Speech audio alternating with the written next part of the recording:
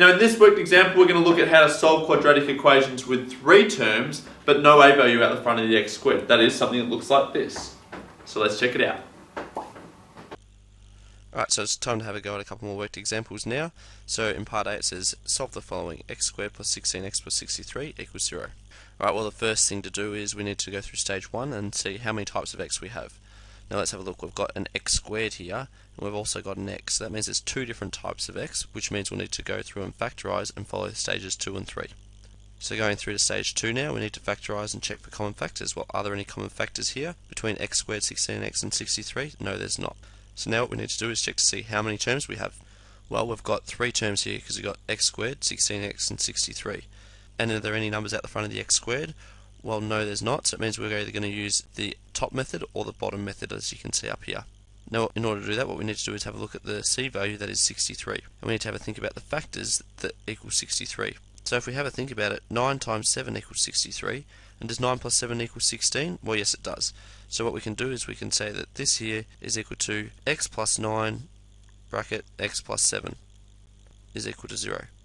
And now, of course, what I need to do is follow stage 3, where it says make each factor equal to 0 and solve for each factor separately. So let's do that. Let's go x plus 9 equals 0 and x plus 7 equals 0. And let's solve for each. So we're going to subtract 9 off both sides, getting us x is equal to negative 9. And we're going to subtract 7 off both sides, getting us x is equal to negative 7. So what that means is if I substitute in negative 9 or negative 7 into this equation above for x, you'll end up getting an answer of 0. Alright, the next question says in part B, x squared plus 6x equals 72. Now, the stages up here actually don't explain the first step. So what you need to do is you always need to make the other side equal to 0. So you get x squared plus 6x minus 72 equals 0. And now you can go through and follow the stages. So let's have a look. How many types of x do I have? Well, I've got x squared and an x, so it's 2 types of x, which means I factorize. So the next thing I need to do is go through and have a look for common factors. Are there any common factors between x squared, 6x and negative 72? No, there's not. Next stage of factorizing is to see how many terms I've got. How many terms are there? Well, there's 3. And is there a number out the front of the x squared? No, there's not. So am I going to use the top way or the bottom way of factorizing 3 terms? Well, let's have a look at the negative 72. Are there any factors of negative 72 that add to 6? If I think about it, I can go 12 times negative 6 will get me negative 72, and 12 minus 6 will get me positive 6. So therefore what I'm going to get is x plus 12 and x minus 6 is equal to 0. And of course I'm going to make each factor equal to 0 now, so you get x plus 12 equals 0 or x minus 6 equals 0. And go through and solve for each factor now, so you're going to get x is equal to negative 12 when you subtract 12 from both sides, and x is equal to 6. Meaning once again, if I substitute in negative 12 or 6 for x in this equation here, what you'll end up getting is an answer of 0. Now what I want you to do is press pause and attempt the following question, that is 2x squared minus 6x is equal to 20. Remember to press play once you're done and check your answers against mine. Alright, so the first stage of doing this is you need to subtract 20 from both sides in order to make it equal to 0. So what I've done here is 20 minus 20 goes away, getting a 0, and then it leaves us with 6x squared minus 6x minus 20 on this side. So the first step to do now is to see how many types of x we've got. Well, we've got an x squared and an x. That means we've got 2 different types of x, which means we must factorize in order to solve. Alright, stage 2 says factorize. Now we always need to check for common factors. Are there any here? Well, 2 goes into 2x squared, negative 6x and negative 20, so I've taken 2 out as a common factor here, leaving us with x squared minus 3x minus 10 inside the brackets. Now I need to count how many terms I've got. So I've got 1, 2 and 3 terms. Alright, and is there a number out the front of the x squared anymore inside the brackets? No, there's not. So I need to decide am I going to use the top method or completing the square in order to solve. Alright, well let's have a look. Are there any factors of negative 10 that add to negative 3? Well, the factors of negative 10 that might add to negative 3 are 5 and negative 2. Let's see if it does. 5 times negative 2 is negative 10, and 5 minus 2 is 3. Ooh, that doesn't work. Let's try the other way. So we'll go negative 5 and positive 2. So negative 5 times 2 is negative 10, and negative 5 plus 2 is negative 3. So that actually works. So it's going to be x minus 5 and x plus 2 inside the brackets. That means we're going to get x minus 5 equals 0 and x plus 2 equals 0. Alright, so now what we're going to do is we're going to solve for x in each. So you go x is equal to 5 when we add 5 to both sides, and x is equal to negative 2 when you subtract 2 from both sides. So what that essentially means is if I substitute in x equals 5 or x equals negative 2 into this equation here, what I'll end up getting is an answer of 0. Sweet! Totally got that. Alright guys, now it's time to have a look at how to solve quadratic equations with three terms, but with an a value out the front of the x squared. That is something that looks like this. Let's check it out. Alright, so we're going to attempt some more worked examples now. So it says solve the following: 4x squared minus 10x plus 6. Right, so first stage is to see how many types of x that we have. Well, you can see here that we've actually got an x squared and an x, so that means we've got two different types of x, which means we need to go through and factorize in order to solve. Right, next step is to factorize, check for any common factors. Well, is there anything that actually goes into all of these? Yes, there is. There's actually 2.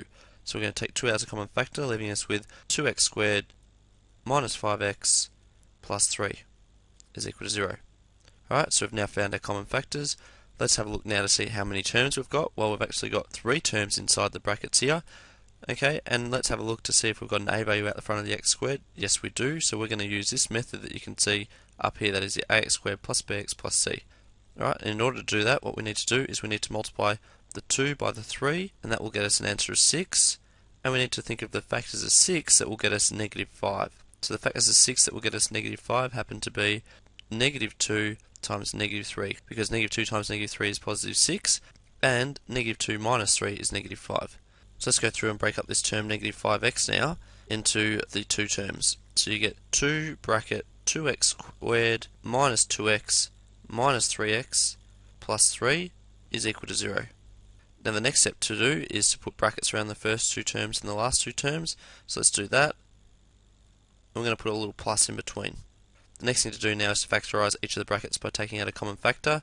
So that's going to give us 2 out the front still, and we're going to change these to square brackets because there's a little bit going on. And we've got a common factor here of 2x.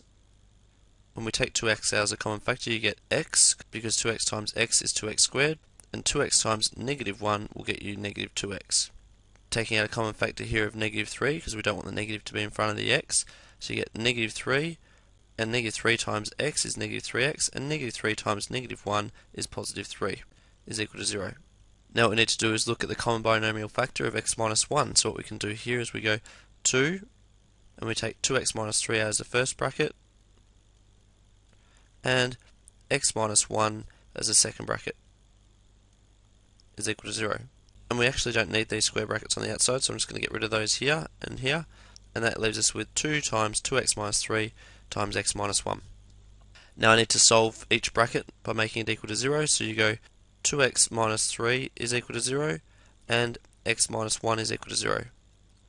Solve this one here first of all, so we're going to add 3 to both sides, getting us 2x when the 3's cancel out is equal to 3. Now divide both sides by 2 gets us x is equal to 3 over 2. This side over here, what we're going to do is we're going to add 1 to both sides, and that's going to leave us with x is equal to 1. So essentially, if I substitute in x equals 3 over 2 or x equals 1 into this equation up the top here, I'll get an answer of 0. The next question says 4x squared plus 25 is equal to 20x. Well, the first step, as I explained before, is I need to subtract 20x from this side here in order to make it equal to 0, and that means I need to do the same to this side here. So that will leave us with 4x squared minus 20x plus 25 is equal to 0. Right, let's go through and see now how many types of x we've got. Well, we've got an x squared and an x, so there's 2 different types of x, which means we're going to factorize. So that means we go down to stage 2 now. Look for any common factors. Well, are there any common factors between 4x squared and negative 20x and 25? No, there's not. So that means we're factorizing an expression with 3 terms with an a value out the front. Now, just like before, what we need to do when we do that is multiply the 4 by the 25, and that will get us an answer of 100. Now, what are the factors of 100 that will add to negative 20?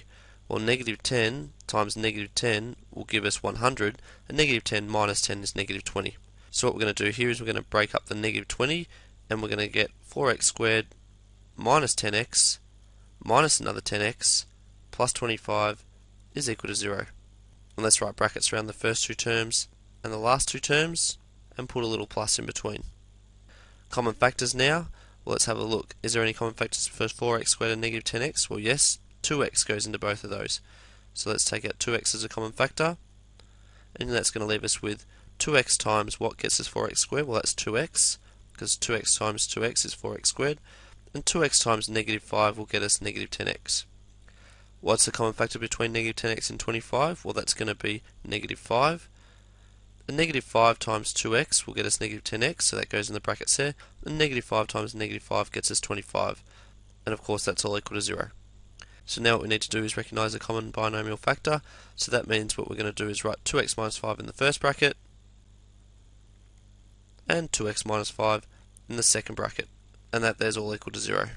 Right, now if you have a think about it, you've got 2x minus 5 and 2x minus 5, so it actually means 2x minus 5 squared is equal to 0. And now all I need to do is I just need to make what's in the brackets equal to 0, and we've only got one bracket now, so you're going to make 2x minus 5 equals to 0, and we add 5 to both sides, getting the 5's to cancel out, leaving us with 2x is equal to 5, and then we divide both sides by 2, you get x is equal to 5 over 2. So that means if I substitute in x equals 5 over 2 into this equation here, what you end up getting is an answer of 0. Now what I want you to do is press pause and attempt the following question. That is 32x squared minus 16x plus 2 equals 0. And remember to press play once you're done so you can check your answers against mine.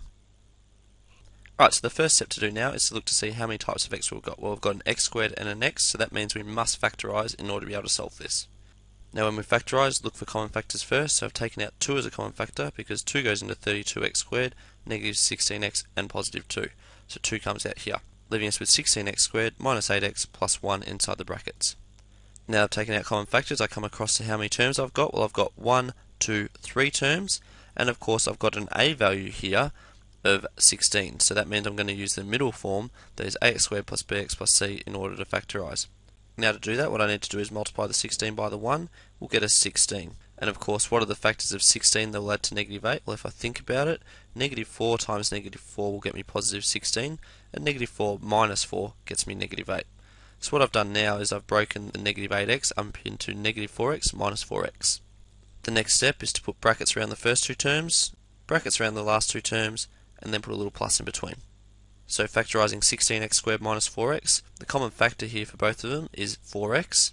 So I've taken out 4x, and that leaves me with 4x minus 1 in the brackets, because 4x times 4x is 16x squared, and 4x times negative 1 is negative 4x. The common factor here for negative 4x plus 1, well, we don't want the negative out the front of the x, so you get negative 1 out as a common factor, and that leaves us with 4x minus 1, because negative 1 times 4x is negative 4x, and negative 1 times negative 1 is positive 1. Now what you can see here is the common binomial factor of 4x minus 1. So that means what I can do is write the 4x minus 1 that you can see outside the brackets here and here,